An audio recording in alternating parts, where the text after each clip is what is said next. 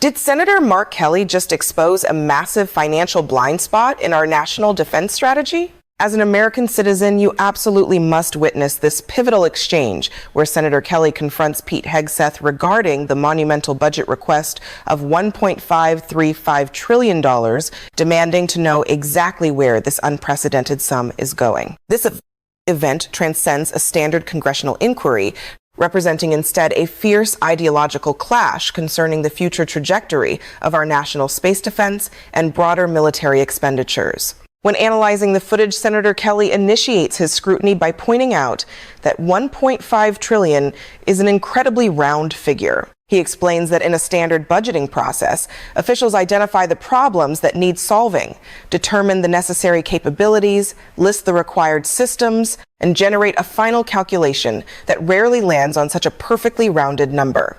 To Kelly, this staggering figure appears entirely fabricated without analytical backing. He highlights that the combined defense spending of the entire rest of the world, encompassing geopolitical rivals and allies like China, Russia, India, and every nation across Asia, Europe, and South America, totals roughly $1.7 to $1.8 trillion. Therefore, this single budget request nearly equals the military expenditures of the entire global community combined. Kelly reflects that just 5 years ago, the defense budget was barely half of this current proposition. He notes that previous budget reconciliation efforts already provided substantial capital to procure weapon systems and resupply necessary inventories. Consequently, Kelly presses for a comprehensive explanation of how this current capital will be deployed and whether a strategic spending plan was formulated beforehand. The senator then pivots to specific presidential requests, noting that after witnessing the effectiveness of the Iron Dome and David's Sling defense systems last summer, the president demanded a domestic equivalent. According to Kelly, this proposed domestic system was dubbed the Golden Dome, simply because the president harbors a personal aesthetic preference for the color gold, a detail openly discussed in the Oval Office. The estimated development costs for this Golden Dome fluctuate wildly between $500 billion and a full $1 trillion. Leveraging his extensive aerospace expertise, Kelly bluntly states that space-based interception is exceptionally difficult and that the underlying physics inherently favor offensive weaponry. While he acknowledges that certain components of the program hold value and warrant further research, deploying space-based interceptors to neutralize multiple simultaneous targets introduces immense complications, especially regarding how the defense network is sized and scaled. Ultimately, Kelly demands to know if the administration actually developed a meticulous, detailed plan, or if they merely reverse-engineered their math to reach a predetermined $1.5 trillion target. This staggering price tag, coupled with ongoing global supply chain disruptions and a glaring absence of clear strategic justification, elevates the critical nature of this hearing. However, Senator Kelly was only beginning his interrogation. For those who believe the American public is entitled to total transparency regarding massive taxpayer expenditures, it is highly recommended to subscribe and support this content. Kelly effectively shifted the dialogue away from basic financial line items toward the far more severe implications of the president's proposed Golden Dome initiative. In his defense, Secretary Hegseth corrected the senator, stating the exact request is actually $1.535 trillion. Hegseth claimed this figure was not arbitrary, but the result of a highly rigorous internal department process involving combatant commanders, military services, the comptroller, the deputy secretary, and the chairman. He argued this process ensures the budget accurately reflects modern geopolitical realities and future capability requirements.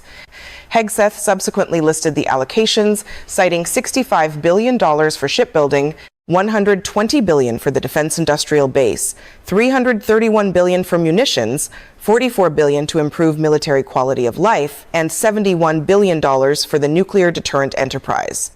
He passionately asserted that the primary driver for this massive request was the chronic underinvestment by the previous Biden administration. Hegseth argued that reliance on continuing resolutions and reduced defense spending had severely undercut the military buildup previously established by President Trump. Therefore, he framed the new budget as a necessary measure to address extensive deferred maintenance across the globe and within the department itself.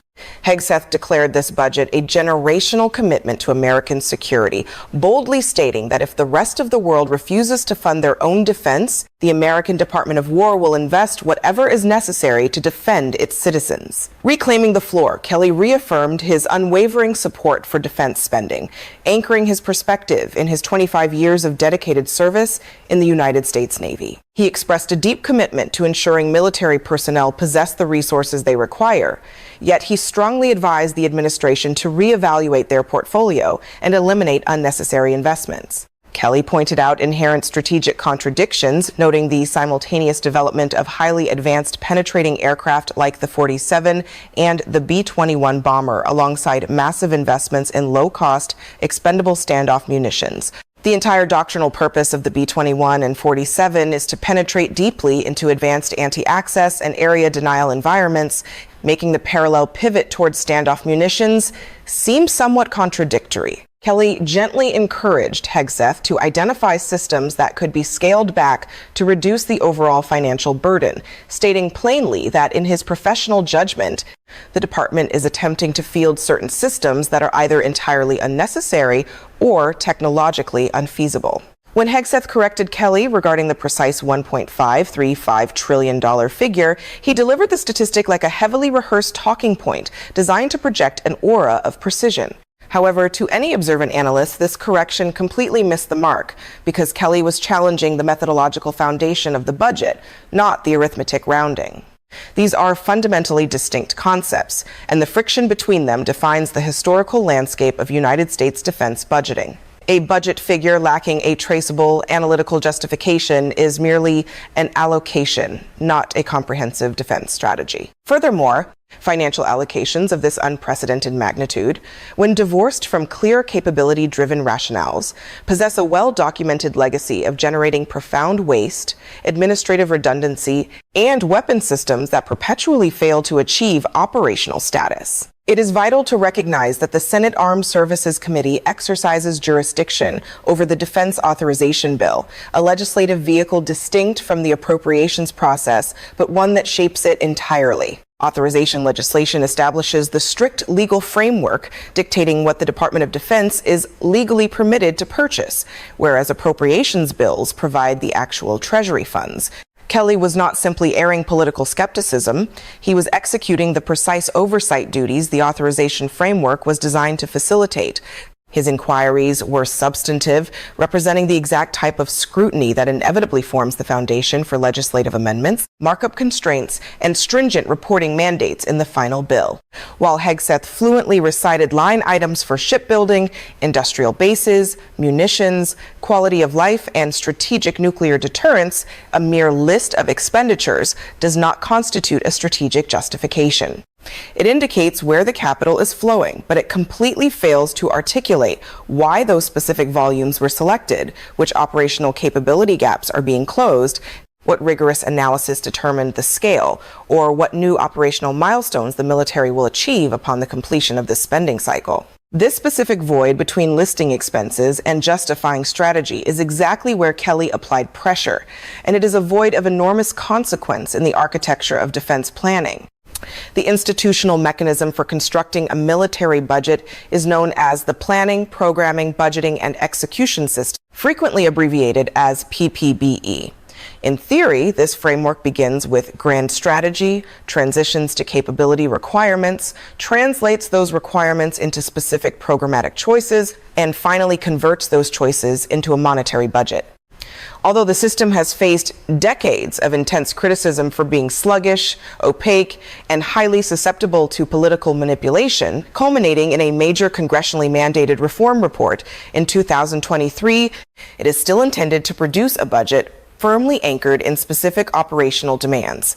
Kelly's underlying critique suggested that a neatly packaged $1.5 trillion figure resembles a preordained target subsequently backfilled with line items, rather than the organic output of the PPBE process. Only the internal documentation of the Office of the Secretary of Defense, the Joint Staff, and Service Comptrollers could definitively prove the methodology, but the optics of the request in Hegseth's defense provided little reassurance. The debate surrounding the Golden Dome carried profound strategic gravity. Kelly utilized this presidential initiative as the perfect illustration of his broader critique, highlighting a program announced to the public, christened for purely aesthetic presidential preferences, and assigned a chaotic cost estimate ranging wildly from $500 billion to a full $1 trillion. A $500 billion variance is not a standard accounting margin of error. It signals that foundational requirements remain entirely undefined. If requirements are undefined, the engineering parameters are unscoped, the acquisition strategy is non-existent, and the associated price tag is nothing more than a political aspiration masquerading as a fiscal budget. Kelly's technical assertion that orbital physics favor the offense is an accurate distillation of a persistently uncomfortable truth in missile defense doctrine. The core dilemma remains that offensive ballistic missiles are exponentially cheaper to manufacture. An adversary can easily overwhelm a defensive net simply by mass-producing inexpensive missiles. Space-based interceptors amplify this vulnerability because maintaining a constellation capable of destroying threats in their initial boost phase requires launching an enormous volume of satellites into low Earth orbit. Each satellite instantly becomes an expensive target itself, driving up systemic costs without ever guaranteeing an impenetrable shield. This technical critique traces its lineage back to the profound skepticism surrounding President Reagan's Strategic Defense Initiative in 1983, and the scientific consensus regarding space-based boost phase interception has barely shifted over the ensuing 4 decades. While launch costs have decreased and sensor technologies have miniaturized, the modern threat environment has evolved to include highly maneuverable hypersonic glide vehicles that introduce unprecedented geometric complexities for any interceptor.